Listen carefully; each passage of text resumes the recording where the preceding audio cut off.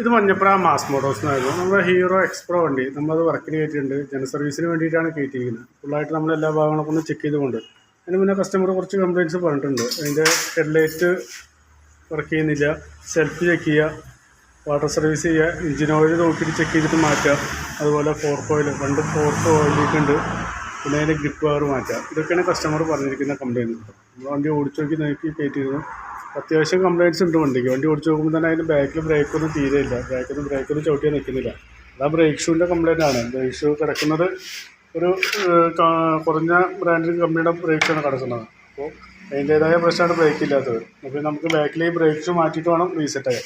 അതുപോലെ ഈ ഹബിലൊക്കെ ഉണ്ട്, ആ ബ്രേക്ക് ഷൂ ഇറക്കിയതായിട്ട് അത്യാവശ്യം നല്ല രീതിയിൽ പൊടിയിട്ട് അപ്പോൾ അതൊക്കെ നല്ല രീതിയിൽ എയറടിച്ച് ക്ലീൻ ചെയ്ത് പേപ്പറൊക്കെ ഇട്ടിട്ട് ഒന്ന് ക്ലീനാക്കി എടുക്കാം.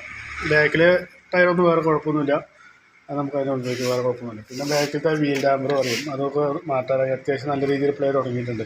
അപ്പോൾ അതൊന്നും മാറ്റിയിട്ട് വേണം റീസെറ്റ് ചെയ്യാം. ചെയിൻ്റെ ഭാഗത്ത് നമുക്ക് ടൈറ്റ് ചെയ്യുന്നുണ്ട്, അത്യാവശ്യം കുറച്ചും കൂടി ടൈറ്റ് ചെയ്യാനുണ്ട്. അപ്പോൾ അതൊന്ന് ടൈറ്റ് ചെയ്തിട്ട് ഓയിലും പീസും കൊടുക്കുന്നൊന്ന് റീസെറ്റ് ആക്കാം. അതുപോലെ തന്നെ നമ്മൾ അതിൻ്റെ എയർ ഫിൽറ്ററിൻ്റെ ഭാഗം ചെക്ക് ചെയ്ത് പോകുന്നുണ്ട്. എയർ ഫിൽറ്ററൊക്കെ നല്ല രീതിയിൽ ബ്ലോക്കാണ്. എയർ ഫിൽറ്റർ നമുക്ക് മാറ്റിയിട്ട് ഒരു ടൈമാണ്. അപ്പോൾ എയർ ഫിൽറ്റർ മാറ്റണം. ആ എയർ ഫിൽറ്റർ മാറ്റേണ്ട കൂട്ടത്തിൽ തന്നെയാണ് നമുക്ക് ആ പ്ലഗ് കൂടി മാറ്റിയിടുന്നുണ്ട്. പിന്നെ നമുക്ക് അതിൻ്റെ എഞ്ചിൻ ഓയിൽ മാറ്റാറായിട്ടുണ്ട്. എഞ്ചിൻ ഓയിൽ മാറ്റിയിട്ടൊന്ന് റീസെറ്റ് ചെയ്യുന്നുണ്ട്. ഫ്രണ്ടിലോട്ട് വന്നു കഴിഞ്ഞാൽ ഫ്രണ്ട് ഫോർക്ക് ഓയിലേക്ക് ഇപ്പോൾ ഞാനിപ്പോൾ ബാക്ക് വീലൊക്കെ അയച്ചു വെച്ചിരിക്കുകയാണ്. നമ്മുടെ ബാക്കിയുള്ള വർക്ക് കഴിഞ്ഞിട്ടാണ് ഇനിയിപ്പോൾ ഫ്രണ്ട് ഭാഗം അയക്കുള്ളൂ. അപ്പോൾ ഫ്രണ്ട് ഭാഗം പുറമേ നോക്കുമ്പോൾ വേറെ ട്യൂബിനൊന്നും കംപ്ലയിൻ്റ് ഇല്ല. അപ്പോൾ നമ്മളിന്നിപ്പോൾ ഫോർക്ക് അയച്ചു കഴിഞ്ഞാൽ ട്യൂബിന് കംപ്ലയിൻ്റ് ഉണ്ടെങ്കിൽ ആ ട്യൂബും കൂടി മാറ്റാൻ കരുതിയിട്ട് വേണം അയക്കാൻ. അത് മാത്രമല്ല, ഫോർക്ക് അയക്കുമ്പോൾ തന്നെ അതിൻ്റെ ഹാൻഡിൻ്റെ ബെയറിങ്ങിന് നല്ല രീതിയിൽ കംപ്ലയിൻറ്റ് വരുന്നുണ്ട്. ഈ ഭാഗത്ത് വരുന്ന ബെയറിങ്ങിന് നമ്മൾ ഓടിക്കുമ്പോൾ വണ്ടി നല്ല രീതിയിൽ സൈഡ് വലിവ് കാണിക്കുന്നുണ്ട്. അത് ആ കോൺസെപ്റ്റ് എന്ന് പറയും ഹാൻഡിൽ ബെയറിങ്, അതിൻ്റെ കംപ്ലയിൻ്റാണ്. അപ്പോൾ അതും കൂടി ഒന്ന് മാറ്റിയിട്ട് വേണം നമുക്ക് റീസെറ്റ് ചെയ്യാം. പിന്നെ ഹെഡ്ലൈറ്റ് ഒരു പോയിൻ്റ് വരയ്ക്കുകയില്ല, അത് ഹെഡ്ലൈറ്റ് ബൾബിൻ്റെ കംപ്ലയിൻ്റാണ്. ആ ബൾബ് മാറ്റിയിട്ട് സെറ്റ് ചെയ്യേണ്ടി വരും. പിന്നെ പ്ലഗ്ഗാണ്, പ്ലഗ് എയർഫിൽറ്റർ കൂടി നമുക്ക് ഒരുമിച്ച് മാറ്റണം. അപ്പോൾ അതും കൂടി ഒന്ന് മാറ്റിയിട്ടൊന്ന് സെറ്റ് ആക്കുന്നുണ്ട്. പിന്നെ അതിൻ്റെ സെൽഫിൻ്റെ കംപ്ലയിൻറ്റ് കാണിക്കുന്നത് ബാറ്ററിയാണ്. ബാറ്ററി ഇരിക്കുന്ന ആമറോണിൻ്റെ 2021 ബാറ്ററിയാണ്. ഇവിടെ അതിൻ്റെ ഇയർ കൊടുത്തിട്ടുണ്ട്, ഈ ഭാഗത്ത് അതിൻ്റെ ഇയർ കൊടുത്തിട്ടുണ്ട്. 2021 ബാറ്ററിയാണ്. അപ്പോൾ ബാറ്ററി മാറ്റിക്കഴിഞ്ഞാലാണ് സെൽഫ് ഹോൺ ഇൻഡിക്കേറ്റർ കറക്റ്റായി പ്രോപ്പറായിട്ട് വർക്ക് ചെയ്യുള്ളൂ.